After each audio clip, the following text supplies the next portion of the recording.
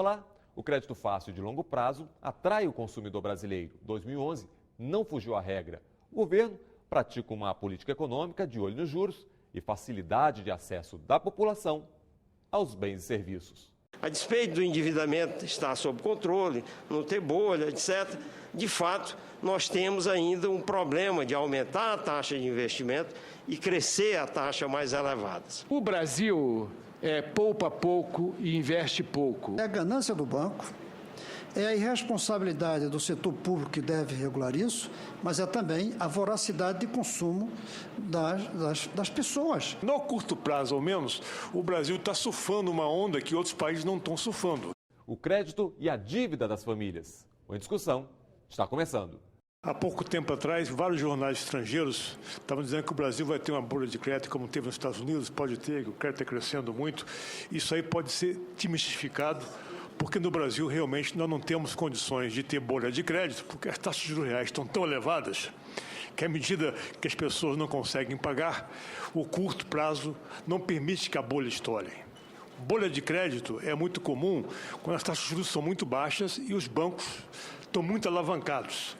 No Brasil, os bancos não trabalham alavancados pela simples e pura razão que eles ganham muito com o spread no Brasil. Aqui a gente observa a trajetória do consumo das famílias e do consumo do governo nos últimos anos. Só a título de esclarecimento, entre o segundo trimestre de 2003 e o segundo trimestre de 2011, o consumo das famílias cresceu a 48,8%, a taxa média de 5,1% ao ano, e o consumo do governo no mesmo período cresceu 34%, uma taxa média de 3,7%. Aqui nós temos uma outra indicativa aí de mobilidade, crescimento da participação das classes C e D e redução da classe E na população brasileira. Aqui nós vemos que as classes A e B, que em 2003 representavam 7,6% da população, em 2009 esse percentual passou a 10,6%, e em contrapartida a classe E, que representava 28,1%, teve sua participação reduzida para 15,3%. É sem dúvida uma melhora importante. Extrapolando isso para 2014, de acordo com projeção feita pela Fundação Getúlio Vargas, em 2014 a participação da classe E pode ser reduzida ainda mais para 8%, enquanto a participação das classes A e B iria a 15,5%, e mais importante, a classe C superaria metade da população brasileira, de acordo com projeção da Fundação Getúlio Vargas. A economia está bem, mas não vai bem, por causa dos obstáculos que, se nós não eliminarmos no caminho adiante, nós vamos tropeçar, como outros países que estavam muito bem no passado, estão tropeçando agora, sobretudo o exemplo dos Estados Unidos, 2, 3 anos atrás, e agora países europeus. Para mim, nós temos, apesar dos progressos que foram muito bem mostrados aqui, uma tarefa inconclusa no Brasil que a gente precisa concluir. E ela se traduz no fato de que nós temos um baixo crescimento econômico, comparado com qualquer país, com qualquer região.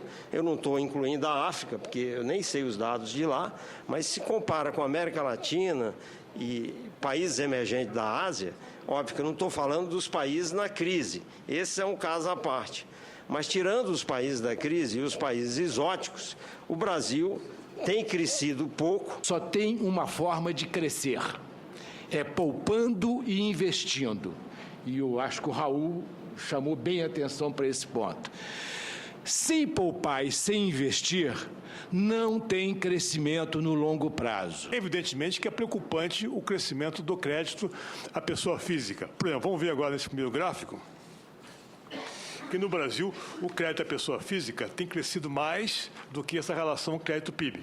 É óbvio que desde 2004 o crédito à pessoa física triplicou praticamente.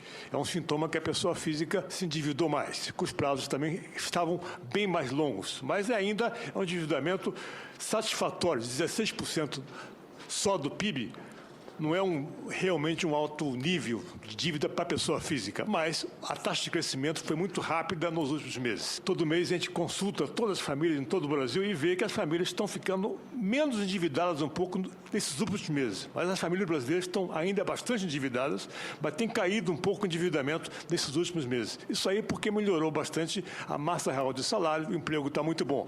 Mas as famílias ainda continuam bastante endividadas. A despeito do endividamento estar sob controle, não ter bolha, etc., de fato, nós temos ainda um problema de aumentar a taxa de investimento e crescer a taxa mais elevada. O Brasil, em meados dos anos 70, investia algo parecido com 26% do PIB e crescia a taxas em torno, que estão medidas no eixo da direita, em média, entre 7% e 9% ao ano.